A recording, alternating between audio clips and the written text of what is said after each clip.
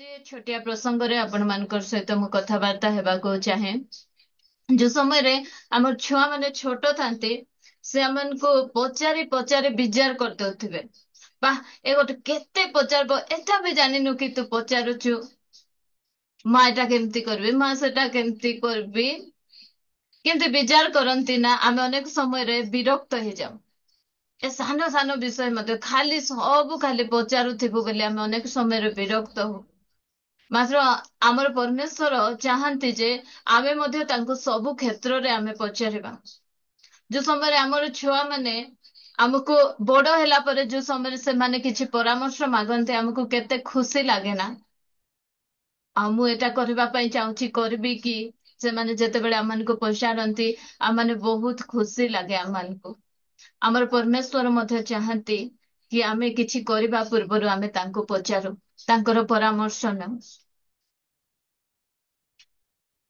आज हमनको रेफरेंस पढ़िबारे हमनकर गुडी भणी हमनको सहायता करबे तो कौन परमेश्वर मध्य चाहती आमे तांको पचारू आज आमे परमेश्वर जहाँ भी किछि करबा पूर्वरु तांको पचारी कि आमे करबा आउ तांकर परामर्श नै जो समय रे आमे करबा आमे कोन से क्षेत्र रे आमे भूल पड़िबा नै असुविधा रे पड़ी जिबा नै आमे किछि समस्या रे सम्मुखीन हेबा नै जो समय रे आमे परमेश्वर को पचारिबा Speaking. परमेश्वरंकर परामर्श परमेश्वरंकर परामर्श नै जदि आमे किछि करबा ताहले हमको कौन सी प्रकार समस्या सम्मुखीन होबाक पड़िबा नै जदि भी किछि असुविधा हबो से परमेश्वर से निश्चिंत भाबरे आमानको सेथिरु बाहर करने प्रत्येक क्षेत्र रे आमानकर जॉब पिला मानकर पाठ पढ़ा क्षेत्र रे हेउ कि आमानकर विवाह क्षेत्र रे हो आमानकर बिजनेस क्षेत्र रे हो आमे किछि करबा को चाहूछु इभेन मु तो कहबाको चाहे जो समय रे आपण शॉपिंग पाई जाउचंती से समय रे मध्ये प्रार्थना करंत ମୁଁ ଅନେକ ସମୟରେ ଏମିତି ଯାଇଥାଏ ସପିଂ କରିବା ପାଇଁ ଆଉ ପ୍ରାର୍ଥନା କରେ ପ୍ରଭୁ ମୁଁ ଏଟା ନେବି କି ସେ ସମୟରେ ଟିକେ ଇଚ୍ଛା ଲାଗିବ ନାହିଁ ବୋଲେ ପୁନର୍ବାର ଫେରିକିନା ପଳେଇ ଆସେ କାହିଁକିନା ଆମକୁ ପ୍ରତ୍ୟେକ କ୍ଷେତ୍ରରେ ପ୍ରଭୁଙ୍କୁ ପଚାରିବାର ଅଛି ଆଉ ମୁଁ କହେ ଯୋଉ ସମୟରେ ଆମର ପିଲାମାନଙ୍କୁ ଆମେ ସ୍କୁଲରେ ଆଡମିସନ କଲୁ ସେ ସମୟରେ ଆମେ ଆମର ପରମେଶ୍ୱରଙ୍କୁ ପଚାରିଥିଲୁ ତେଣୁ ଆଜି ଯାଏ ମୋ ଝିଅ 12 ବର୍ଷ ହେବ ସେ ସ୍କୁଲରେ ପାଠ ପଢୁଛି କୌଣସି ବିଷୟରେ ଆମମାନଙ୍କୁ ଅଭାବ ହେବାକୁ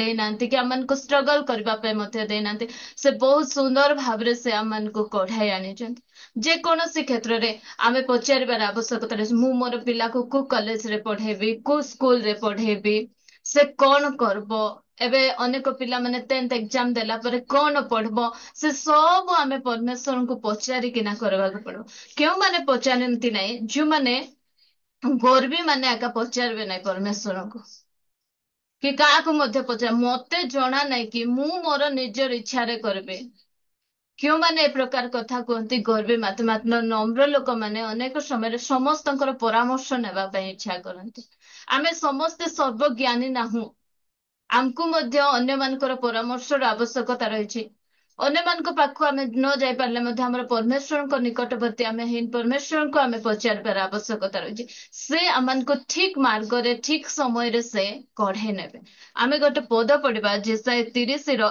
1 ଆଉ 2 ପଦ ଯେସାଇ 30 1 2 ସଦାପ୍ରଭୁ କହନ୍ତି,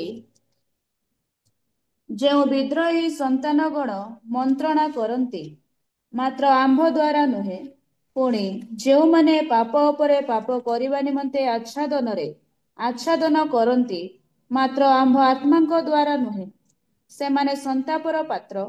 ସେମାନେ ଆମ୍ଭକୁ ନ ପଚାରି ଫାରର ବଳରେ ଆପଣମାନଙ୍କୁ ବଳିଷ୍ଠ କରିବାକୁ ଓ ମିଶରର ଛାୟାରେ ଆଶ୍ରୟ ନେବାକୁ ମିଶରକୁ ଯିବା ନିମନ୍ତେ ଯାତ୍ରା କରୁଅଛନ୍ତି।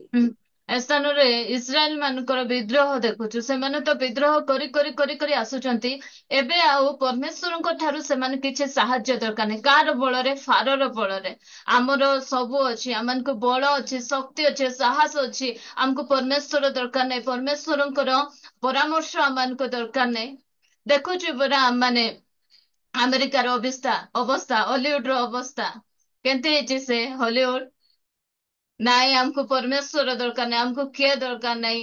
ଶୈତାନର ବେଶୀ ପ୍ରଶଂସା କରୁଥିଲେ, ଶୈତାନକୁ ବହୁତ ଆରାଧନା କରୁଥିଲେ, ଓପେନଲି କହୁଥିଲେ ଶୈତାନ ଧନ୍ୟବାଦ। କଣ ହେଇଛି ସେ ଅବସ୍ଥା? ପ୍ରିୟମାନେ, ଆମେ ମଧ୍ୟ ଅନେକ ସମୟରେ ଆମେ ଏ ପ୍ରକାର କାମ ଗୁଡିକ କରିଯାଉ କି ପ୍ରଭୁ ତୁମେ ମତେ ଦରକାର ନାହିଁ, ମୋ ପାଖରେ ଟଙ୍କା ଅଛି, ମୋ ପାଖରେ ପାୱାର ଅଛି।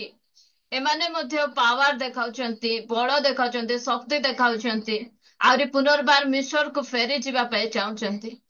ନିଜର ବଳରେ ପରମେଶ୍ୱରଙ୍କୁ ଆରେ ପଚାରୁନାହାନ୍ତି, ଆମକୁ ଯେମିତି ଇଚ୍ଛା ଆମେ ସେମିତି କରିବୁ, ତୁମେ କିଏ ଆମକୁ କହିବା ପାଇଁ? ତୁମର ପରାମର୍ଶ ଆମକୁ ଦରକାର ନାହିଁ, ଆମେ ତୁମକୁ ପଚାରିବା ପାଇଁ ଚାହୁଁନ। ଏ ପ୍ରକାର କିଏ କରେ? ଜଣେ ବିଦ୍ରୋହୀ, ଜଣେ ନମ୍ର ବ୍ୟକ୍ତି ଏ ପ୍ରକାର ବିଷୟ କରେ ନାହିଁ, ଜଣେ ଗର୍ବୀ ହିଁ କରେ। ଆଉ ମାତ୍ର ନମ୍ର ଲୋକ ପ୍ରତ୍ୟେକ ସମୟରେ ଅନ୍ୟମାନଙ୍କର ପରାମର୍ଶ ଦେଖେ ଯେ ସେମାନଙ୍କର ଉପରେ କିଏ ଅଛନ୍ତି, ସେମାନଙ୍କ ଠାରୁ ସେ ପରାମର୍ଶ ନେଇକିନା କରିବାକୁ ଚାହେଁ। ପ୍ରିୟ ଭଉଣୀ ମାନେ, ମୁଁ ଆଜି କହିବାକୁ ଚାହେଁ, ଆପଣ ମଧ୍ୟ ଯାହା ବି କିଛି କରିବେ ପ୍ରଭୁଙ୍କୁ ପଚାରିକିନା କରନ୍ତୁ। ଆପଣ ମାନେ ହଇରାଣରେ ପଡିବେ ନାହିଁ, ଆଉ ପରମେଶ୍ୱର ଠିକ ଭାବରେ ଆପଣ ମାନଙ୍କୁ ମାର୍ଗଦର୍ଶନ କରିବେ। ଏମାନେ ବିଦ୍ରୋହ କରିକିନା ପୁନର୍ବାର ପରମେଶ୍ୱରଙ୍କୁ ନ ପଚାରିକିନା, ଏ ଲେଖାଯାଇଛି ନା, କିଏ ପଚାରିବ ନାହିଁ ଯାହାକୁ ନିଜର ଭୁଲ ଛାଡିବା ପାଇଁ ଇଚ୍ଛା ନଥିବ। ଏମାନେ କେମିତି ପାପ କରିବେ, ଆରେ ସେ ପାପକୁ କେମିତି ଆଚ୍ଛାଦନ କରନ୍ତି, ମାନେ ପାପକୁ ଘୁଡେଇ ଘୁଡେଇ ଘୁଡେଇ ଘୁଡେଇ ରଖନ୍ତି। ମାତ୍ର ଯେଉଁମାନେ ପାପରୁ ବାହାରିବା ପାଇଁ ଚାହୁଁଛନ୍ତି, ସେମାନେ ପରମେଶ୍ୱରଙ୍କ ନିକଟକୁ ଯାଇ ପଚାରନ୍ତି କି ପ୍ରଭୁ, ମୁଁ ଏ ପାପରେ ପଡିଯାଇଛି, ମୁଁ ଏ ଦୁଷ୍କର୍ମରେ ପଡିଯାଇଛି, ଏ ଦୁର୍ବଳତାରେ ମୁଁ ପଡିଯାଇଛି, ମୁଁ ଏଥିରୁ କେମିତି ବାହାରିବି? ମତେ ଏଥିରୁ ବାହାରିବା ପାଇଁ ତୁମେ ସାହାଯ୍ୟ କର, ତୁମର ସେ ଅନୁଗ୍ରହ ଦିଅ ବୋଲି। ମାତ୍ର ବିଦ୍ରୋହୀ ମାନେ ପଚାରିବା ଦରକାର ନାହିଁ, କାରଣ ସେମାନେ ପାପ କରି କଣ କରନ୍ତି? ଲୁଚାନ୍ତି, ଘୁଡାନ୍ତି। ନା ମୁଁ କରିନାହିଁ ପାପ। ମାତ୍ର ଯୋଉ ସମୟରେ ଆମେ ନମ୍ର ହେଇଯିବା, ବିଦ୍ରୋହ କରିବା ନାହିଁ ପରମେଶ୍ୱରଙ୍କୁ, ସେ ସମୟରେ ଆମେ ପଚାରିବାକୁ ପଡିବ, ପ୍ରଭୁ ମୁଁ ଏ ପାପରୁ କେମିତି ବାହାର କରିବି? ମୁଁ ପାପକୁ ଘୋଡେଇ ରଖିବା ପାଇଁ ଚାହେଁ ନା। ଗୀତ ସଂହିତାରେ ଲେଖାଗଲା, ଯେ ପାପ ଆଚ୍ଛାଦନ କରେ ସେ ଦୟା ପାଏ ନାହିଁ, ମାତ୍ର ଯେ ପାପ ସ୍ୱୀକାର କରି ଛାଡେ ସେ ଦୟା ପାଇବ।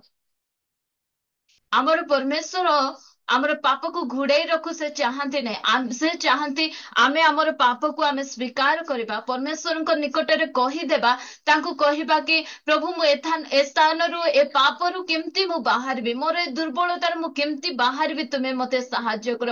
ଆଉ ନିଶ୍ଚିନ୍ତ ରୂପେ ସେ ପରମେଶ୍ୱର ଦେବେ, ଆମର ବଳରେ ନୁହେଁ, ଆମର ଧାର୍ମିକତା ଦ୍ଵାରା ନାହିଁ, ଆମର ପ୍ରାର୍ଥନା ଜୀବନ, ଆମର ଉପବାସ ଦ୍ଵାରା ନାହିଁ, କେବଳ ପରମେଶ୍ୱରଙ୍କର ଅନୁଗ୍ରହ, ପରମେଶ୍ୱରଙ୍କ ଦୟା ଆମମାନଙ୍କୁ ସେଥିରୁ ବାହାର କରିବ। ପ୍ରିୟ ଭଉଣୀ ମାନେ, ତେଣୁ ଯୋଉ ସମୟରେ ଆମେ କିଛି ଭୁଲ କରୁଛୁ, ଆମମାନଙ୍କ ଭିତରେ କିଛି ଥାଏ, ପରମେଶ୍ୱରଙ୍କ ନିକଟକୁ ଯିବା, ବାପା ମୁଁ ଭୁଲ କରିଦେଲି, ଏଥିରୁ ମୁଁ କେମିତି ବାହାରିବି, ତୁମେ ମତେ ସାହାଯ୍ୟ କର। ଆଉ ନିଶ୍ଚିନ୍ତ ଭାବରେ ଆମର ପରମେଶ୍ୱର ଆମେ ସେଥିରୁ ବାହାରି କରିବେ। ମୁଁ ପଢୁଥିଲି ନା, ମୁଁ କହୁଥିଲି ହିତୋପଦେଶ 3:5-6 ପଢିବା, ସେ ସ୍ଥାନରେ ଲେଖାଯାଏ କି ତୁମେ ନିଜର ସୁବିବେଚନାରେ ଆଉଜି ପଡ ନାହିଁ। ପଢନ୍ତୁ ଟିକେ। ତୁମ୍ଭେ କେତେ କେତେ କେତେ 3:5-6 ସହି ହିତୋପଦେଶ। ତୁମ୍ଭେ ସର୍ବାନ୍ତକରଣ ସହିତ ସଦାପ୍ରଭୁଙ୍କ ଠାରେ ବିଶ୍ୱାସ କର ଓ ନିଜ ସୁବିବେଚନାରେ ଆଉଜି ପଡ ନାହିଁ। ଆପଣାର ସବୁ ଗତିରେ ତାହାଙ୍କୁ ସ୍ୱୀକାର କର, ତହିଁରେ ସେ ତୁମ୍ଭର ପଥ ସବୁ ସରଳ କରିବେ। ପ୍ରିୟ ଭଉଣୀ ମାନେ, ଆମର ସୁବିବେଚନାରେ, ଆମର ବୁଦ୍ଧିରେ, ଆମର ଜ୍ଞାନରେ ଆମେ ଆଉଜି ପଡିବା ନାହିଁ। ପ୍ରତ୍ୟେକ ସମୟରେ, ପ୍ରତ୍ୟେକ ଗତିରେ ପରମେଶ୍ୱରଙ୍କୁ ଆମେ ସ୍ୱୀକାର କରିବା। କାରଣ ହିତୋପଦେଶ 14:12 ଲେଖାଗଲା, ମନୁଷ୍ୟ ଦୃଷ୍ଟିରେ କୌଣସି ପଥ ସରଳ ଦେଖାଯାଏ, ମାତ୍ର ତାହାର ଶେଷରେ ମୃତ୍ୟୁ ଥାଏ। ପ୍ରିୟ ଭଉଣୀ ମାନେ, ଆମେ ଆମର ସୁବିବେଚନାରେ, ଆମର ବୁଦ୍ଧିରେ, ଆମର ଜ୍ଞାନରେ ଯଦି ଆମେ ଚାଲିବା, ଆମେ ଧୋକା ଖାଇବା। କିନ୍ତୁ ଯୋଉ ସମୟରେ ପରମେଶ୍ୱରଙ୍କ ଦୃଷ୍ଟିରେ, ଆଉ ପରମେଶ୍ୱର କହନ୍ତି ମୋର ସଂକଳ୍ପ ତୁମ୍ଭ ମାନଙ୍କର ସମ୍ପର୍କ ଅପେକ୍ଷା ଅଧିକ ଉନ୍ନତ, ଆହୁରି ବହୁମୂଲ୍ୟ ସଂକଳ୍ପ ମୁଁ ତୁମ ପାଇଁ କରୁଛି। ତୁମର ପାଇଁ ଯୋଉ ଯୋଜନା ରଖିଛି ମୁଁ, ତୁମ ଠାରୁ ମାନେ ଅନେକ ଗୁଣରେ ବେଟର ସେ ପ୍ରକାର ଯୋଜନା ମୁଁ ରଖିଛି। ତେଣୁ ତୁମେ ତୁମ ନିଜର ସୁବିବେଚନାରେ ଆଉଜି ପଡ ନାହିଁ, ତୁମେ ନିଜର ମନର ଇଚ୍ଛାରେ, ମନର ଗତିରେ ଚାଲ ନାହିଁ। ପରମେଶ୍ୱରଙ୍କ ଠାରେ ଆପଣର ସମସ୍ତ ଗତି ସ୍ୱୀକାର କର, ତହିଁରେ ସେ ତୁମର ପଥ ସବୁ ସରଳ କରିବେ। ଆମେ ଭାବୁଥିବୁ ମୁଁ ଯୋଉ ରାସ୍ତାରେ ଚାଲୁଛି ସେ ରାସ୍ତା ଠିକ, ମୁଁ ଯୋଉ ରାସ୍ତାକୁ ମନୋନୀତ କରିଛି ସେଇ ରାସ୍ତା ଠିକ ଅଟେ। କିନ୍ତୁ ପ୍ରିୟ ଭଉଣୀ ମାନେ, କହିବାକୁ ଚାହେଁ ହୁଏତ ସେ ରାସ୍ତା ଠିକ ନଥିବ। ପ୍ରଭୁଙ୍କୁ ମାଗନ୍ତୁ, ପ୍ରାର୍ଥନା କରନ୍ତୁ, ପ୍ରଭୁ ମୁଁ ଯୋଉ ରାସ୍ତାରେ ଚାଲିବାକୁ ଚାହୁଁଛି ସେ ରାସ୍ତା କଣ ଠିକ ରାସ୍ତା କି? ପଚାରନ୍ତୁ ପ୍ରଭୁଙ୍କୁ, ମୁଁ ଏ ପଥରେ ଚାଲିବା। ସେ ନିଶ୍ଚିନ୍ତ ଭାବରେ ଆମମାନଙ୍କୁ କିଛି କିଛି ସିଗ୍ନାଲ ଦେଇ ସେ ଆମମାନଙ୍କୁ ଜଣେଇବେ ଯେ ତୁ ଚାଲିବୁ ନା ଚାଲିବୁ ନାହିଁ। ଆମର ବିବାହ କ୍ଷେତ୍ରରେ ମଧ୍ୟ ଯୋଉ ସମୟରେ ଆମେ ଅନେକ ସମୟରେ ପରମେଶ୍ୱରଙ୍କୁ ପଚାରିବାର ଆବଶ୍ୟକତା, ଆଜି ନ ପଚାରି ଅନେକ ଜଣ ବିବାହ କରିକିନା ସେମାନେ ପସ୍ତାଉଛନ୍ତି। ସେମାନଙ୍କର ବୈବାହିକ ଜୀବନ ଗୁଡିକ ଠିକ ନାହିଁ। ଯଦି ସେମାନେ ପଚାରିଥାନ୍ତେ, ଆଜି ଅନେକ ଜଣ ଅସମାନ ଜୁଆଳିରେ ଯଚା ଯାଇଛନ୍ତି, ଯଦ୍ୱାରା କି ବିଭିନ୍ନ ପ୍ରକାର ସମସ୍ୟା ଗୁଡିକ ସେମାନଙ୍କ ଜୀବନରେ ଆସୁଛି। ଯଦି ପ୍ରଭୁଙ୍କୁ ପଚାରିଥାନ୍ତେ, ଆମେ ଅନେକ ସମୟରେ କଣ କରୁ, ଆମେ ପଚାରିବାକୁ ଯାଉ। ଆମର ୟୁଥ ମାସ ମାନେ ଯଦି ଶୁଣୁଥିବେ, ମୁଁ କହିବାକୁ ଚାହେଁ ସେମାନଙ୍କୁ, ଗୋଟେ ପିଲାକୁ ମନ ଭିତରେ ଆମେ ରଖି ଦେଇଥାଉ। ସେ ପ୍ରଭୁଙ୍କୁ ପାଇ ନଥିବ, ସେ ବହୁତ ହ୍ୟାଣ୍ଡସମ ଥିବ, ଆମେ ପ୍ରାର୍ଥନା କରୁ, ପ୍ରଭୁ ମୁଁ ସେ ପିଲାକୁ ପସନ୍ଦ କରୁଛି, ବହୁତ ହ୍ୟାଣ୍ଡସମ ପ୍ରଭୁ, ବହୁତ ଟଙ୍କା ମଧ୍ୟ କମାଉଛି, ଭଲ ଜବ କରୁଛି, ମାତ୍ର ସେ ତୁମକୁ ଜାଣିନାହିଁ, ତୁମେ ଟିକେ ହଁ କହିଦେବ। ଆମେ ପରମେଶ୍ୱରଙ୍କୁ ପଚାରିବାକୁ ଯିବୁ, ଆରେ ତାଙ୍କ ଠାରୁ ଆମେ ହଁ ହିଁ ଶୁଣିବାକୁ ଅନେକ ସମୟରେ ଇଚ୍ଛା କରୁ। ମାତ୍ର ପ୍ରଭୁ କହିବେ କି ନାଇଁ, ମୁଁ ଅସମାନ ଜୁଆଳିରେ ଯଚା ହେବା ପାଇଁ ତତେ କହୁନାହିଁ, ସେ ବାକ୍ୟ ଦେଇ କଥା କହିବେ। ପ୍ରିୟ ଭଉଣୀ ମାନେ, ଏଥିପ୍ରତି ଆମେ ଜାଗ୍ରତ ହଉ, ପରମେଶ୍ୱରଙ୍କର ନିକଟକୁ ଆମେ ଯାଉ, ପଚାରୁ। ମୁଁ କହେ ପ୍ରଭୁଙ୍କର ଦାସ ଯୋଉ ସମୟରେ, ମୋ ସ୍ଵାମୀ ଯୋଉ ସମୟରେ ସେ ଫାଷ୍ଟିଂ ପ୍ରେୟରରେ ଥିଲେ, ସେ ସମୟରେ ତାଙ୍କର ବିବାହ ପାଇଁ ସେ ପ୍ରାର୍ଥନା କରୁଥିଲେ। ସେ କହନ୍ତି ସେ ଗୋଟେ ଝିଅକୁ ମନ ମଧ୍ୟରେ ରଖିକିନା ପ୍ରାର୍ଥନା କରୁଥିଲେ, ନାଇଁ ଆ ସହିତ ମୋର ବିବାହ ହେଲେ ଠିକ ହେବ। ସେ ସମୟରେ ସେ ପ୍ରାର୍ଥନାରେ କିଏ ପରମେଶ୍ୱର ସେ ଝିଅକୁ ସାଇଡ କରିକିନା ମତେ ତାଙ୍କୁ ଦେଖାଇଲେ। ତ ସେ ସେଥିପାଇଁ ମୋ ସହିତ ବିବାହ କଲେ। ଆଉ ଆମର ବିବାହ ପରମେଶ୍ୱରଙ୍କର ଇଚ୍ଛା ଅନୁସାରେ ହେଇଛି ବୋଲି, ଆସିଛି ଝଡ଼, ଆସିଛି ଝଞ୍ଜା ଆସିଛି, ମାତ୍ର ସେଟା ଏତେ ଦୂରକୁ ଯାଇନାହିଁ ଯେ ଆମ ଭିତରେ ମାନେ ସେ ଅଶାନ୍ତି ଗୁଡିକର ମାନେ ତୁମକୁ ଛାଡିଦେବି ବୋଲା ପରି ଏ ପ୍ରକାର ସିଚୁଏସନ ଆସିନାହିଁ। ପରମେଶ୍ୱର ସମ୍ଭାଳିଛନ୍ତି। ଯୋଉ ସମୟରେ ଆମେ ପ୍ରଭୁଙ୍କର ଇଚ୍ଛା ଅନୁସାରେ ଆମର ଯେକୌଣସି କାମ ମଧ୍ୟ କରିବା, ପ୍ରଭୁ ନିଶ୍ଚିନ୍ତ ଭାବରେ ଆମମାନଙ୍କର ସାହାଯ୍ୟ କରିବେ। ସେ ଆମମାନଙ୍କୁ ସେ ଠିକ ବାଟରେ କଢେଇ ନେବେ। ଅନେକ ସମୟରେ ଆମେ ସୁନ୍ଦରତାକୁ ଦେଖି ଏତେ ସରଳ, ବାହ କି ସୁନ୍ଦର ଅଛି, କେତେ ହ୍ୟାଣ୍ଡସମ ଅଛି, କି ବ୍ୟୁଟିଫୁଲ ଅଛି, ଆକୁ ଆକା ହେଲେ ଭଲ ହେବ ବୋଲି ଆମେ ଅନେକ ସମୟରେ ଏ ପ୍ରକାର ନିଷ୍ପତ୍ତି ଗୁଡିକ ନେଇଯାଇ ଆମେ ଅନେକ ସମୟରେ ବିଭିନ୍ନ ପ୍ରକାର ସମସ୍ୟାଗ୍ରସ୍ତ ହେଇଥାଉ। ତେଣୁ ଆମର ସୁବିବେଚନାରେ ଆମେ ଆଉଜି ପଡିବା ନାହିଁ। ପ୍ରଭୁଙ୍କୁ ଆମେ ପଚାରିବା, ପ୍ରଭୁ ମୁଁ ଏ ଯୋଉ କାମ କରିବାକୁ ଚାହୁଁଛି, ଏଟା ତୁମ ଦୃଷ୍ଟିରେ କଣ ଠିକ କି ପ୍ରଭୁ? ସେ ନିଶ୍ଚିନ୍ତ ଭାବରେ ସାହାଯ୍ୟ କରିବେ। ପ୍ରାର୍ଥନା କରନ୍ତୁ। ଯୋଉ ସମୟରେ ଆମ ପୁଅ ଝିଅ ମାନଙ୍କର ବିବାହ ପ୍ରସ୍ତାବକୁ ଆମେ ଯିବା ପାଇଁ ଚାହୁଁଛୁ, ସେ ସମୟରେ ହୁଏତ ଉପବାସ ନେଇ ମଧ୍ୟ ପରମେଶ୍ୱରଙ୍କର ନିକଟବର୍ତ୍ତୀ ହୁଅନ୍ତୁ, ପ୍ରାର୍ଥନା କରନ୍ତୁ। ମୁଁ କହୁନାହିଁ ଯେ ପ୍ରଭୁଙ୍କର ଇଚ୍ଛାରେ ବାହା ହେଲେ ସେ ଘରେ କେବେ ଅଶାନ୍ତି ଆଇବ ନାହିଁ, ଝଡ଼ ଆଇବ ନାହିଁ, ତୋଫାନ ଆସିବ। ପ୍ରତ୍ୟେକ ସମୁଦ୍ରରେ ତୋଫାନ ଆସେ, ମାତ୍ର ଯେଉଁ ସମୁଦ୍ର ମଧ୍ୟରେ ଯୀଶୁ ଥାନ୍ତି, ସେ ତୋଫାନକୁ ମଧ୍ୟ ସେ ଶାନ୍ତ କରିନେବେ। ପରମେଶ୍ୱରଙ୍କର ଇଚ୍ଛା ଅନୁସାରେ ହେଇଥିଲା ବିବାହ ଘରେ ମଧ୍ୟ ତୋଫାନ ଆସେ, ମାତ୍ର ସେ ତୋଫାନକୁ ଶାନ୍ତ କରିବା ପାଇଁ ଯୀଶୁ ଆମ ସହିତ ରୁହନ୍ତି।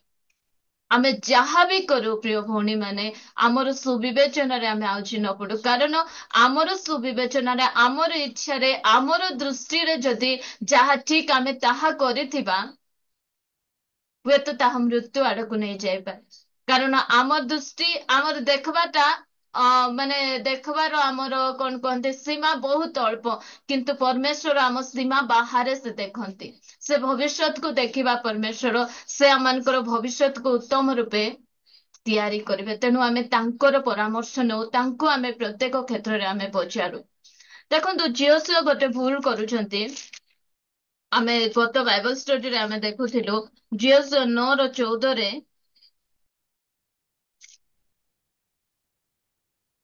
ତହିଁରେ ଇସ୍ରାଏଲ ଲୋକମାନେ ସେମାନଙ୍କ ପାଥେୟ ଦ୍ରବ୍ୟ ଗ୍ରହଣ କଲେ, ଆଉ ସଦାପ୍ରଭୁଙ୍କ ମୁଖରୁ ପରାମର୍ଶ ଲୋଡ଼ିଲେ ନାହିଁ।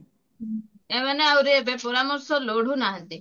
ଯୋଉ ସମୟରେ ଗିବିଅନ ଆସୁଛନ୍ତି ଦେଖିଲେ ଅୟନଗର ଆଉ ଜିରିହ ପ୍ରାଚୀରକୁ ଏମାନେ ଯୋଉ ଜିରିହ ନଗର ଆଉ ଅୟନଗରକୁ ଯେ ପ୍ରକାର ଭାବରେ ଏମାନେ ପରାଜୟ କରିଛନ୍ତି ସେଟା ଦେଖିକିନା ଏ ଲୋକମାନେ ଡରିକିନା ଗୋଟେ ଟ୍ରାପ୍ କରୁଛନ୍ତି ଏମାନଙ୍କ ସହିତ ଆମେ କେମିତି ମିଶିବା ବୋଲି କିଛି କିଛି ଖାଇବା ପଦାର୍ଥ ଜିନିଷ ଗୁଡିକ ଆଣି ଏମାନଙ୍କ ସହିତ ନିୟମ କରିବା ପାଇଁ ଏମାନେ ଆସିଛନ୍ତି, ବନ୍ଧୁ ବାନ୍ଧିବା ପାଇଁ ଆସିଛନ୍ତି।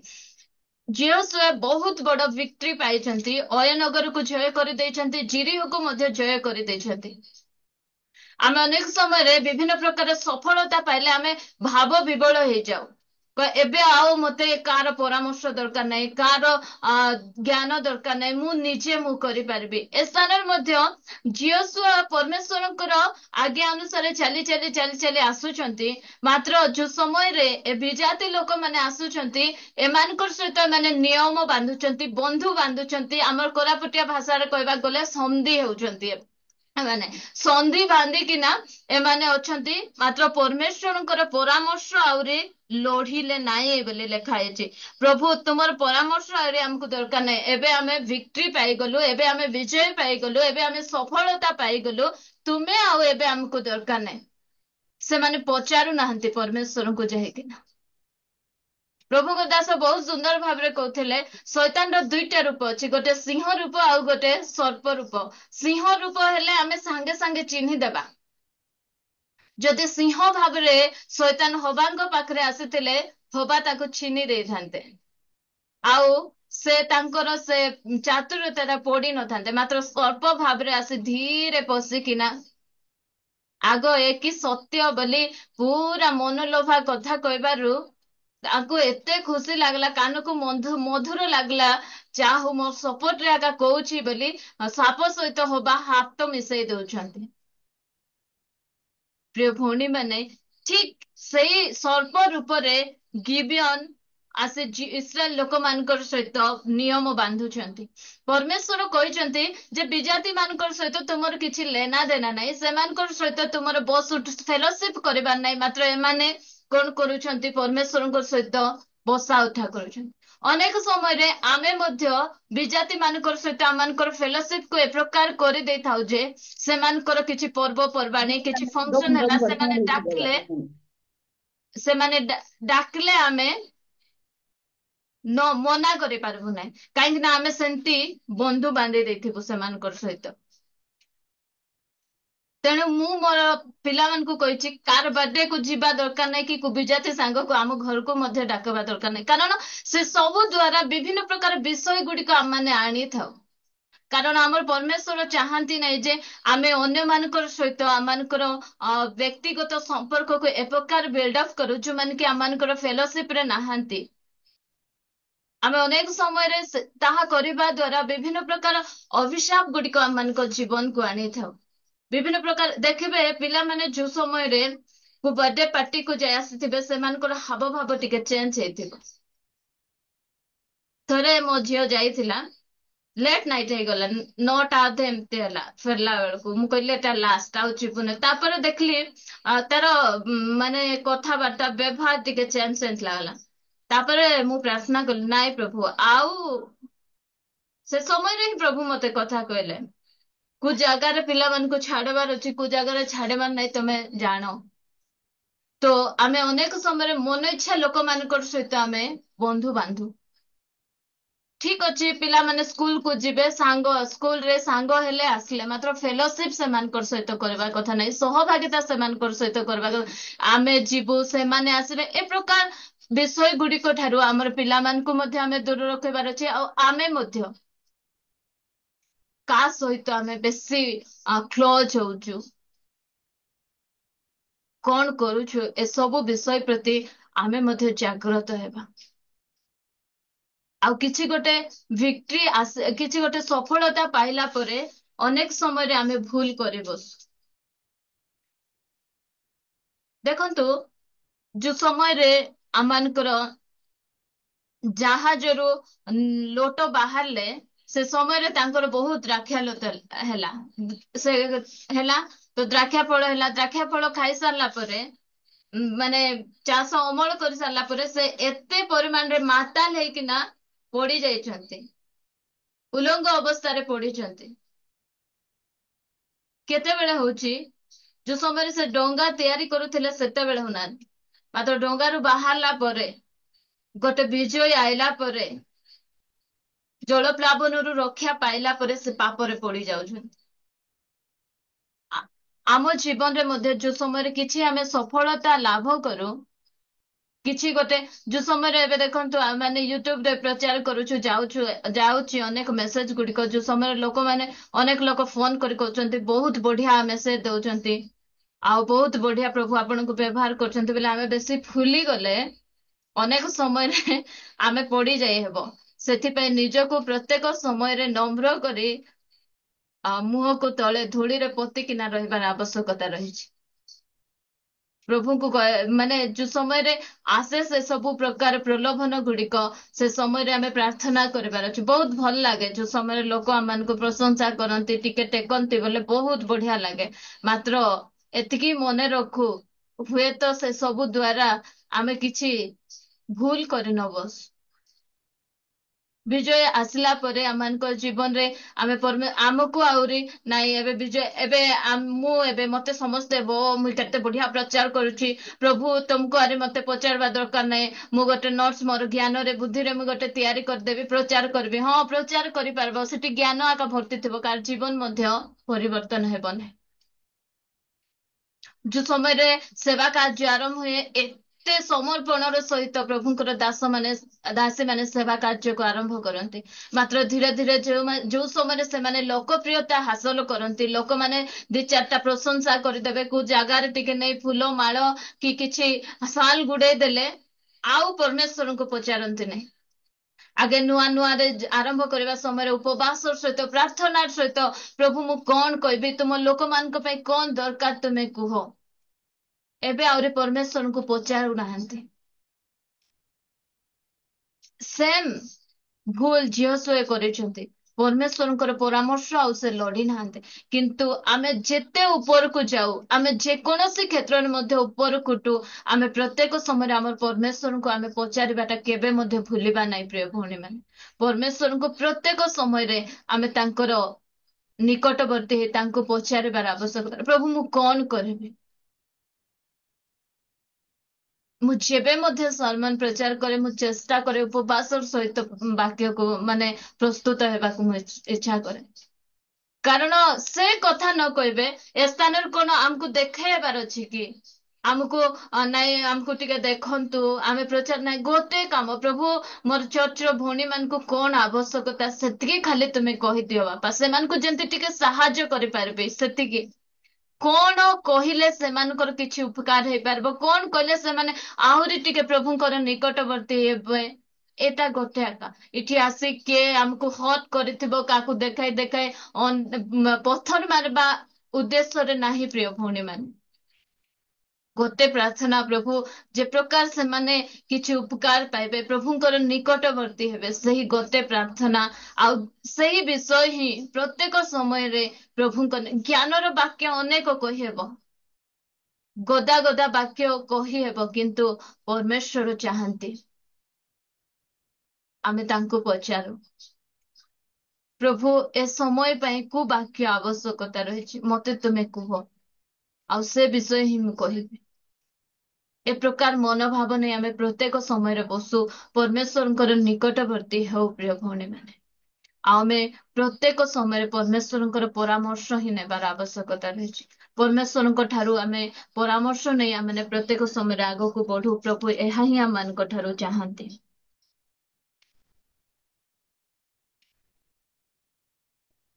ଦ୍ୱିତୀୟ ବଂଶାବଳୀ 20:1-4 ଯାଇ ପଢିଯିବା।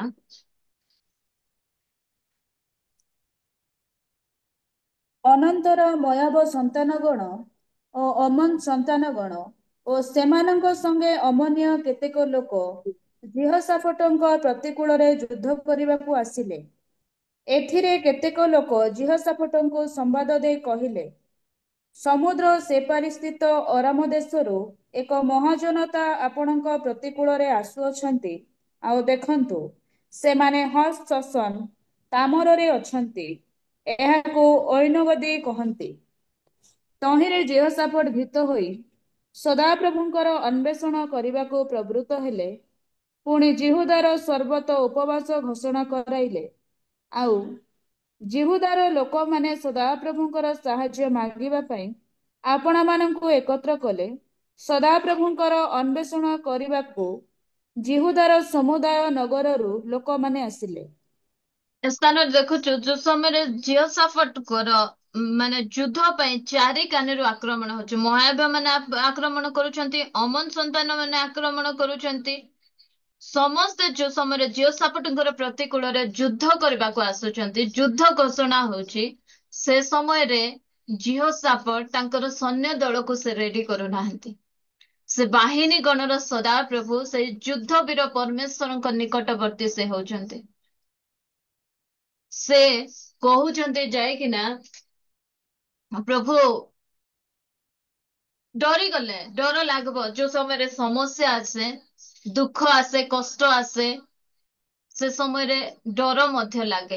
ଏ ସ୍ଥାନରେ ଝିଅ ଭୟଭୀତ ହେଇକିନା ଯାଇ ସେ ସୈନ୍ୟ ମାନଙ୍କୁ କହୁନାହାନ୍ତି, ଯେତିକି ସୈନ୍ୟ ଅଛି ସେ କମାଣ୍ଡର ମାନଙ୍କୁ କହୁନାହାନ୍ତି କି ଆହୁରି ଅଧିକ ଅଧିକ ସୈନ୍ୟ ଶ୍ରେଣୀର ସୈନ୍ୟ ଗୁଡିକ ବଢାଅ, ନୂଆ ନୂଆ ଲୋକମାନଙ୍କୁ ଆପଏଣ୍ଟମେଣ୍ଟ ଦିଅ, ଏ ପ୍ରକାର ସେ କିଛି ଘୋଷଣା କରୁନାହାନ୍ତି।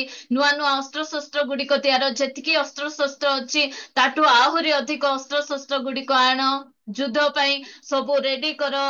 ଏସବୁ ବିଷୟ ସେ କହୁନାହାନ୍ତି। ଯୁଦ୍ଧ ସରଞ୍ଜାମ କି ସୈନ୍ୟ ମାନଙ୍କୁ ସେ ପ୍ରସ୍ତୁତ କରୁନାହାନ୍ତି।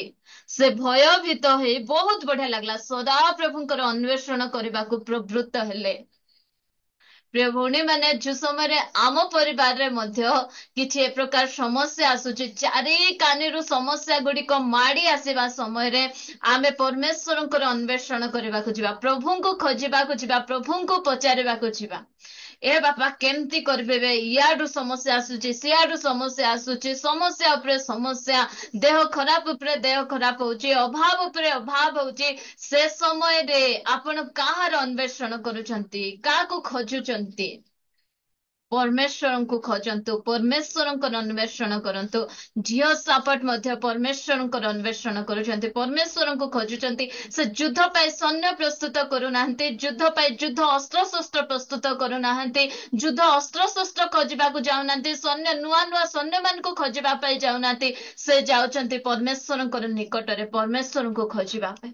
ଯୋଉ ସମୟରେ ସେ ପରମେଶ୍ୱରଙ୍କୁ ଖୋଜିଛନ୍ତି, ଯୋଉ ସମୟରେ ସେ ପରମେଶ୍ୱରଙ୍କ ନିକଟବର୍ତ୍ତୀ ଅଛନ୍ତି, ସମସ୍ତଙ୍କୁ କହୁଛନ୍ତି ଉପବାସ ଘୋଷଣା କର। ଏବେ ଯୁଦ୍ଧ ଲଢବା ପାଇଁ ଯିବାର ଅଛି, ବଳ ଖାଇବୁ ନାହିଁ ବୋଲେ ଗୋଟେ ଦିନ ଫାଷ୍ଟିଂ ରେ ଆମେ କେମିତି ଯାଉଛୁ, ସନ୍ଧ୍ୟା ବେଳେ ଆମର ହାତ ଗୋଡ ଚାଲୁ ନାହିଁ। ଏ ସ୍ଥାନରେ ଜିହୋଶାଫାଟ ରାଜା ଉପବାସ ଘୋଷଣା କରୁଛନ୍ତି। ସମସ୍ତେ କଣ କର? ଉପବାସ କର, ଆଉ ସଦାପ୍ରଭୁଙ୍କର ଅନ୍ୱେଷଣ କର। ଜିହୁଦାର ସର୍ବତ୍ର ଉପବାସ ଘୋଷଣା କଲେ। ଆଉ ଯୋଉ ସମୟରେ ସେ ଉପବାସ ଘୋଷଣା କରୁଛନ୍ତି, କହିବା କଥା ନାଇଁ, ସୈନ୍ୟମାନଙ୍କୁ ଆହୁରି ଅଧିକ ପୁଷ୍ଟିକର ଖାଦ୍ୟ ଗୁଡିକ ଦିଅ, ସେମାନେ ବଳବାନ ହେଲେ, ବଳ ପାଇଲେ ସେମାନେ ଲଢବା ପାଇଁ ଯିବେ, ମାତ୍ର ନାହିଁ। ସେ କହୁଛନ୍ତି ଉପବାସ ଘୋଷଣା କରି ପରମେଶ୍ୱରଙ୍କର ଅନ୍ୱେଷଣ କର, ସେ ଯାହା କହିବେ ତାହା କରିବେ। ଏ ସ୍ଥାନରେ ଜିହୋଶାଫାଟ ଯାଇକିନା ପରମେଶ୍ୱରଙ୍କୁ ପଚାରୁଛନ୍ତି, ଅମନୀୟ ମାନେ ଆସୁଛନ୍ତି ପ୍ରଭୁ, ମୋଆବୀୟ ମାନେ ଆସୁଛନ୍ତି ମୋ ସହିତ ଲଢିବା ପାଇଁ, ମୁଁ କଣ କରିବି? ମୋ ପାଖରେ ବଳ ନାହିଁ, ମୋ ପାଖରେ ପାୱାର ନାହିଁ। ଆମେ ଅନ୍ୟ ବିଷୟ ଗୁଡିକ ନ ଖୋଜି ବୋଲୁ ପ୍ରିୟ ଭଉଣୀ ମାନେ, ପରମେଶ୍ୱରଙ୍କର ନିକଟବର୍ତ୍ତୀ ହଉ, ପରମେଶ୍ୱରଙ୍କୁ ଆମେ ଖୋଜୁ ପ୍ରତ୍ୟେକ ସମୟରେ। ଆଉ ପରମେଶ୍ୱରଙ୍କର କୁ ଆମେ ପଚାରୁ, ପ୍ରଭୁ ମୁଁ କଣ କରିବି? ଏ ସମସ୍ୟା ଦେଇ ମୁଁ ଯାଉଛି, ଏ ସମସ୍ୟା ମଧ୍ୟ ଦେଇ ଗତି କରୁଛି। ଏସା ଯୋଉ ସମୟରେ ପଚାରିଛନ୍ତି, ସେମାନଙ୍କୁ ଯୁଦ୍ଧ କରିବାକୁ ମଧ୍ୟ ପଡିଲା ନାହିଁ। 15 ପଦ ପଢନ୍ତୁ।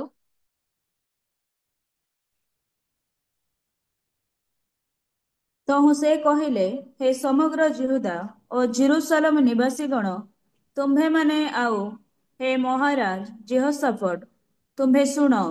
ସଦାପ୍ରଭୁ ତୁମ୍ଭମାନଙ୍କୁ ଏହି କଥା କହନ୍ତି, ଏହି ମହାଜନତା ସକାଶୁ ତୁମ୍ଭେମାନେ ଭୟ ନ କର କି ନିରାଶ ନ ହୁଅ, କାରଣ ଏହି ଯୁଦ୍ଧ ତୁମ୍ଭମାନଙ୍କର ନୁହେଁ, ମାତ୍ର ପରମେଶ୍ୱରଙ୍କର। परमेश्वर को जो समय पचारबा से परमेश्वर ए प्रकार ही उत्तर दियंती से कहती ए समस्या सहित जो लड़ुचे रे माँ ए समस्या तोर नहीं ए समस्या मोर ए युद्ध काहार मोहर युद्ध अटे तोते व्यस्त हेबार नहीं आमे निराश होबार नहीं कि हताश होबार नहीं परमेश्वर निकटरे आमर समस्त समस्या को रखी पचार प्रभु ए समस्या दे मु गति करुछि ए परिस्थिति दे मु गति करुछि मु कौन करिबि से समय रे से कहबे समस्त को से कहि से जियो सापट को कहितले से आज आपण को मध्य कहबे मते मध्य कहबे माँ रे झियो रे निराश है ना हताश है ना जो समस्या दे तू गति करुଛୁ से समस्या मोर अटे से समस्या को मु डील करबी तते किछि डील करबा दरकार नहीं आमर परमेश्वर से प्रकार परमेश्वर से निजे तांकर आमर समस्या को डील करिवे काहेकि आमे निजे निजे अनेक समय आमे करिकि ना आमे हताश हो जाउछु निराश हो जाउछु मात्र जो समय आमे परमेश्वर को पचारिबा परमेश्वर को निकट को आमर समस्या गुडिक को नै कि ना जिबा से समय से गोटे कथा जो कथा जियो सपोर्ट को कहितले से कथा आज मते मध्य से कहिबे तो जो समस्या सहित लढुछु सेटा मते देते मु तार सहित डील करबी आ जियो सापनकर देखंतु चारि कानीरु आसुचंती सैन्य माने युद्ध करबा पई शत्रु माने आसुचंती से समय रे जाई कि ना पचारबारु तुमे निराश हो नै हताश हो नै युद्ध मोहर केते बढ़िया लागबो ना किए गोटे बड़ लोक आसी टिके हमको को मंत्री गोटे कहि देबे कि मु तुमर सहित अछि तुमर समस्या मु बुझबा पई अछि बेला हमको केते हाय लागबो के मात्र स्वर्गर परमेश्वर से এই କଥା କହନ୍ତି ତୁ ଯୋଉ ସମସ୍ୟା ସହିତ ଲଢୁଛୁ ଆଜି ଆମେ ବିଭିନ୍ନ ପ୍ରକାର ସମସ୍ୟା ସହିତ ଲଢୁଛୁ ଅନେକ ଜଣ ଆମମାନଙ୍କର ଦୁର୍ବଳତା ଗୁଡିକ ସହିତ ଆମେ ଲଢୁଛୁ ବିଭିନ୍ନ ପ୍ରକାର ପାପ ମାନେ ଯୋଉ ବିଷୟ ଗୁଡିକ କରିବା କଥା ନାହିଁ ଆମର ଦେଇ ହେଇଯାଉଛି ଆଦ ଯୋଉ ସମୟରେ ଆମେ ପ୍ରଭୁଙ୍କ ନିକଟକୁ ଯିବା ପ୍ରଭୁ ହ୍ୱାଟ ସାଲ୍ ଆଇ ଡୁ ମୁଁ କଣ କରିବି ପ୍ରଭୁ ସେ ସମୟରେ ସେ କହିବେ ତୁ ଏହା କରେ ତୋର ବଳରେ ତୋର ଶକ୍ତିରେ ତୋର ସାମର୍ଥ୍ୟରେ ତୁ କରିପାରିବୁ ନାହିଁ ମୁଁ କରିବି ଆଉ ସେ ନିଶ୍ଚିନ୍ତ ରୂପେ କରିବି ଯଦି କିଛି ସମସ୍ୟା ମଧ୍ୟ ଦେଇ ଆପଣ ଯାଉଛନ୍ତି କିଛି ଦୁର୍ବଳତାକୁ ନେଇ କିଛି ପାପରେ ଆପଣ ବାରମ୍ବାର ବାରମ୍ବାର ବାରମ୍ବାର ପଡୁଛନ୍ତି ତାହେଲେ ପ୍ରଭୁଙ୍କୁ କୁହନ୍ତୁ ସେ ଆପଣଙ୍କର ସେ ପାପ ସହିତ ସେ ଡିଲ୍ କରିବେ ଆଉ ସେଥିରୁ ସେ ବାହାର କରିବେ ମୋବାଇଲ ରୁ ଡିଲିଟ କରିଦେବି ବୋଲେ ବି ହେବ ନାହିଁ ଆଉ ଥରେ ସେ ଡିଲିଟ କଲାଟା ଗୁଡିକ ଆସେ ଫେସବୁକ୍ ମୁଁ ଆରେ ସ୍କ୍ରଲ କରିବି ନାହିଁ କାହା ସହିତ ମୁଁ ଚାଟ୍ କରିବି ନାହିଁ ଏଟା ହୁଏ ବାରମ୍ବାର ହୁଏ ମାତ୍ର ଯୋଉ ସମୟରେ ପ୍ରଭୁଙ୍କ ନିକଟରେ ଆମେ ବାରମ୍ବାର ଯାଇ ପଚାରୁ ପ୍ରଭୁ ମୁଁ ପାରୁନାହିଁ ମତେ ବାହାର କର ସେ କହିବେ ମତେ ଦେଇଦେ ମୁଁ ତୋର ସେ ସବୁ ସମସ୍ୟା ସହିତ ଡିଲ୍ କରିବି ମୁଁ ମଧ୍ୟ ଅନେକ ବିଷୟରେ ଏବେ ମଧ୍ୟ ପଢେ ମାତ୍ର ମୁଁ ପଡିକିନା ରୁହେ ନାହିଁ ମୁଁ ସାଙ୍ଗେ ସାଙ୍ଗେ ଉଠେ ଆଉ ପ୍ରଭୁ ମୁଁ କଣ କରିବି ମତେ କୁହନ୍ତୁ ଆଉ ସେ ସମୟରେ ନିଶ୍ଚିତ ଭାବରେ ମତେ କଥା କହିବେ ଯୋଉ ସମୟରେ ମୁଁ ମୋର ଦୁର୍ବଳତା ଗୁଡିକକୁ ମୁଁ ପଡି ଯାଇଥାଏ ମୁଁ ପ୍ରାର୍ଥନା କରେ ପ୍ରଭୁ ମୁଁ ପଡିଗଲି ମୁଁ ପଡିବା ପାଇଁ ଚାହୁଁନାହିଁ ସେ ସମୟରେ ତାଙ୍କର ଦାସ ମାନଙ୍କ ଦେଇ ମତେ ସେ କଥା କୁହନ୍ତି ୟୁଟ୍ୟୁବରେ ବାକ୍ୟ ଶୁଣୁ ଶୁଣୁ ସେ କଥା କୁହନ୍ତି ଚର୍ଚ୍ଚରେ ଗଲେ ସେ ମତେ କଥା କୁହନ୍ତି ମତେ ବହୁତ ଆନନ୍ଦ ଲାଗେ ଯେ ମୋର ବାପା ଏବେ ମଧ୍ୟ ମୋ ସହିତ ଅଛନ୍ତି ଆଉ ସେ ମତେ କଥା କହୁଛନ୍ତି ଏ ପ୍ରକାର ମନୋଭାବ ନେଇ ଆମେ ପ୍ରତ୍ୟେକ ସମୟରେ ରହୁ ବାର ବାର ଯୋଉଟା ଆମେ କରିବା ପାଇଁ ଚାହୁଁନ ଅନେକ ସମୟରେ ଆମକୁ ଅନ୍ୟମାନଙ୍କ ବିରୁଦ୍ଧରେ କହିବା ପାଇଁ ଇଚ୍ଛା ନଥାଏ କିନ୍ତୁ ଆମର ଭିତରେ ସେଟା ଗୋଟେ ଏମିତି ହେଇଯାଇଛି ଯେ ନ କହିଲେ ଆମର ଖାଇବାଟା ହଜମ ହୁଏ ନାହିଁ ମାତ୍ର କହିଦଉ କହିଦେଲା ପରେ ଛି କାହିଁକି କହିଲି କହିବାର ନଥିଲା ବୋଲୁ ସେ ସମୟରେ ଆମେ କହିବୁ ପ୍ରଭୁ ମୁଁ ବାର ବାର ବାର ବାର ଗୋଟେ ପାପ ଆଗ କରି ଲାଗୁଛି ତୁମେ ଟିକେ ମତେ ସାହାଯ୍ୟ କଲେ ହେବ ନାହିଁ କି ସେ ନିଶ୍ଚିତ ଭାବରେ ସାହାଯ୍ୟ କରିବେ ଆଉ ସେଥିରୁ ବାହାରିବା ପାଇଁ ମଧ୍ୟ ସେ ଆମମାନଙ୍କୁ ସାହାଯ୍ୟ କରିବେ ଦେଖନ୍ତୁ ଯୋଉ ସମୟରେ ଏମାନେ ଯାଇଛନ୍ତି ଏମାନଙ୍କୁ ଆହୁରି ଯୁଦ୍ଧ କରିବା ପାଇଁ ମଧ୍ୟ ପଡିଲା ନାହିଁ 17 ପଦ ମୁଁ ପଢୁଛି ଏ ଯୁଦ୍ଧରେ ଯୁଦ୍ଧ କରିବାକୁ ତୁମ୍ଭ ମାନଙ୍କର ଆଉ ଆବଶ୍ୟକ ହେବ ନାହିଁ ଆହୁରି ଯୁଦ୍ଧ କରିବା ଦରକାର ନାହିଁ ତେବେ କଣ କରିବୁ ପ୍ରଭୁ ଆମେ ବିଚାରକର୍ତ୍ତା ଏକ ଟିକେ ପଢିବା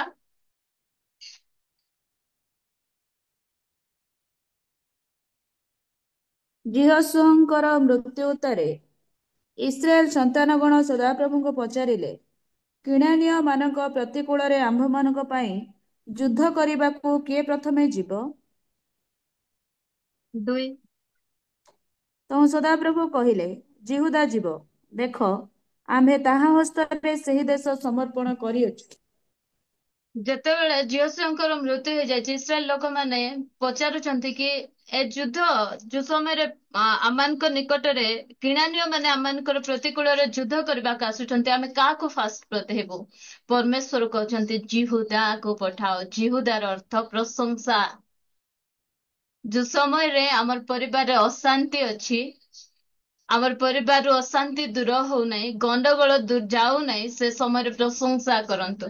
ଏ ସ୍ଥାନରେ ମଧ୍ୟ 19 ପଦରେ ପୁଣି କହାତୀୟ, ମୁଁ ଦ୍ୱିତୀୟ ବଂଶାବଳୀ 20ରେ ପଢୁଛି, ପୁଣି କହାତୀୟ ସନ୍ତାନଗଣ ଓ କରହ ସନ୍ତାନଗଣ ଲେବୀୟ ମାନେ ଅତି ଉଚ୍ଚ ସ୍ୱରରେ ସଦାପ୍ରଭୁ ଇସ୍ରାଏଲର ପରମେଶ୍ୱରଙ୍କର ପ୍ରଶଂସା କରିବା ନିମନ୍ତେ ଠିଆ ହେଲେ। ଯୋଉ ସମୟରେ ଆମର ପରିବାରରେ ଅଶାନ୍ତି ଅଛି, ରୋଗ ଅଛି, ଦୁଃଖ ଅଛି, କଷ୍ଟ ଅଛି, ସେ ସମୟରେ ପ୍ରଶଂସାର ସ୍ୱର ଉଠାନ୍ତୁ, ଆରାଧନାର ସ୍ୱର ଉଠାନ୍ତୁ। ଦେଖିବେ, ଆମେ ଯୋଉ ସମୟରେ ଆମେ ପ୍ରଶଂସା ଆରାଧନା କରିବା, ସେ ସମୟରେ ଧୀରେ ଧୀରେ ଧୀରେ ଧୀରେ ଆମର ସମସ୍ୟା ଗୁଡିକ ସମାଧାନ ହେଇଯାଉଥିବ। ଆମର ପରିବାରର ଅଶାନ୍ତି ଗୁଡିକ ମଧ୍ୟ ଦୂର ହେଇଯିବ। ଆମେ ଅନେକ ସମୟରେ କଣ କରୁ, ଏ ସ୍ଥାନରେ ପ୍ରଭୁ କହୁଛନ୍ତି ଆମେ ଯୁଦ୍ଧ କରିବା ପାଇଁ ଯିବା ପାଇଁ ଆମେ ଚେଷ୍ଟା କରୁ। ଆମର ସହିତ ଯିଏ ଲାଗୁଛି ଆମେ ତା ସହିତ ଯୁଦ୍ଧ କରିବାକୁ ଚାହୁଁଛୁ। ମାତ୍ର ଆମେ ଯୋଉ ସମୟରେ ପ୍ରଶଂସା କରିବା, ପରମେଶ୍ୱରଙ୍କର ଆରାଧନା କରିବା, ଉଚ୍ଚ ସ୍ୱରରେ ପ୍ରଶଂସା ଆରାଧନା କରି କରି ଯିବା, ତାହେଲେ ଆମର ସବୁ ସମସ୍ୟା ଗୁଡିକ, ଆମର ଘରର ଅଶାନ୍ତି ଗୁଡିକ, ଆମେ ଅନେକ ସମୟରେ ଭାବୁ ଛି ମୋର ଘରରୁ ଅଶାନ୍ତି କେବେ ଯିବ, ମୁଁ କେବେ ଶାନ୍ତିରେ ରହିବି। ସେ ସମୟରେ ପ୍ରଶଂସା କରନ୍ତୁ, ଆରାଧନା କରନ୍ତୁ।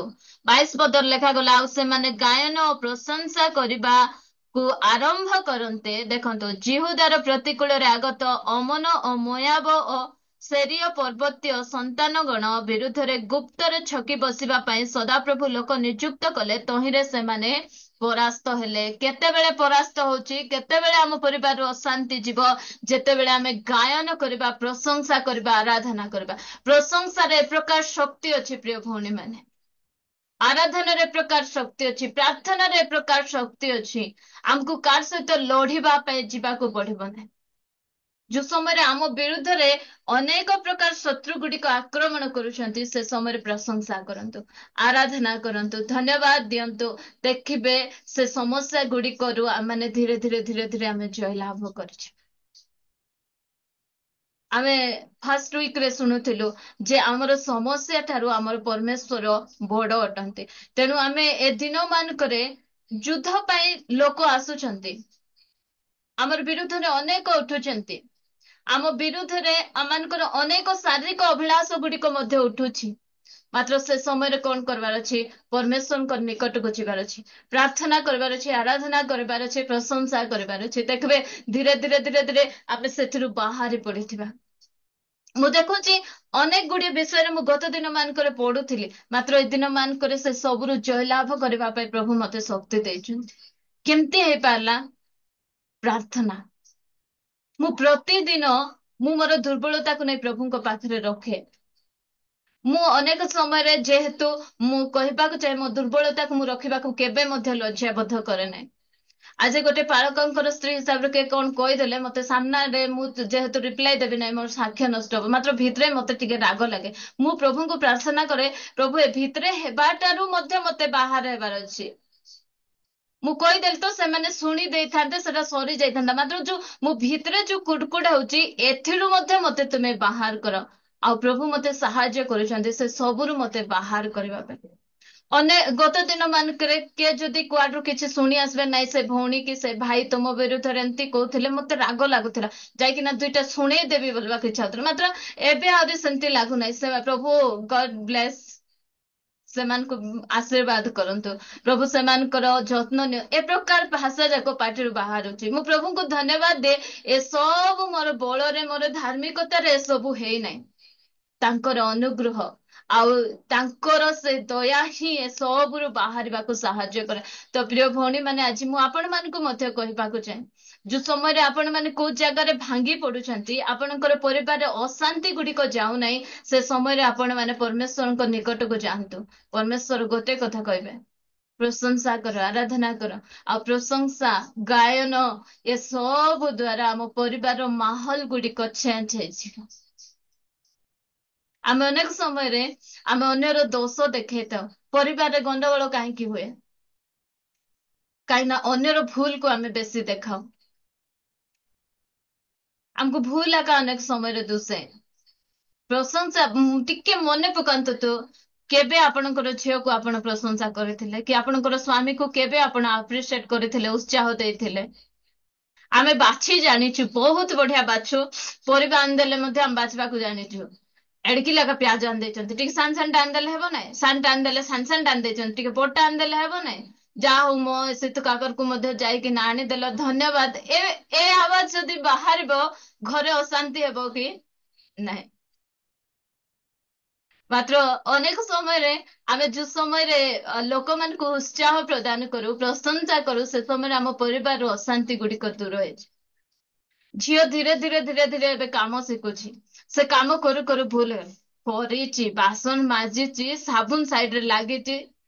ନାଇଁ, ଯାହା ହଉ ଝିଅ କଲୁ, ଧନ୍ୟବାଦ କରନ୍ତୁ।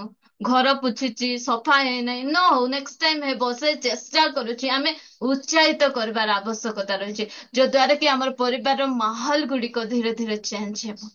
ଅଶାନ୍ତି ଗୁଡିକରୁ ଆମମାନେ ଧୀରେ ଧୀରେ ବାହାରି ଆସିବା। ପ୍ରିୟ ଭଉଣୀ ମାନେ, ଏତିକି କହିବାକୁ ଚାହେଁ ଯେ ଆମେ ଯେକୌଣସି ପରିସ୍ଥିତିରେ ହଉ, ଯେକୌଣସି ବିଷୟ ମଧ୍ୟ ଦେଇ ଆମେ ଯାଉଛୁ, ସେ ସମୟରେ ଆମେ ପରମେଶ୍ୱରଙ୍କ ନିକଟରେ ଯିବା, ତାଙ୍କୁ ପଚାରିବା, ସେ ତାର ଉପାୟ ଆମମାନଙ୍କୁ ଦେବେ।